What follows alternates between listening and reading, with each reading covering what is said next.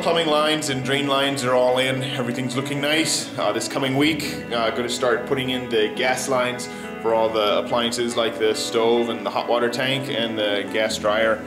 So other than that, everything is looking really good. It's starting to come along, and pretty soon I'll be able to get an inspection, and that'll make it really nice, because after that then things will start to come together a little bit nicer.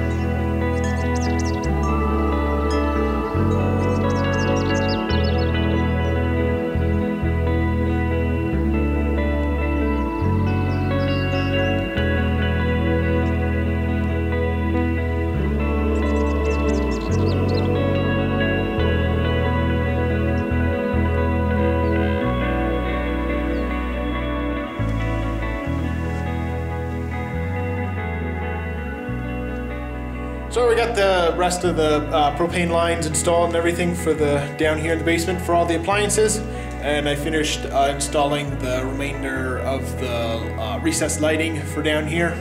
So everything's looking pretty good. I'm hoping to get a plumbing inspection this coming week, so that'll be really nice. Get that out of the way and finished. So everything's looking pretty good, and we're all ready for that.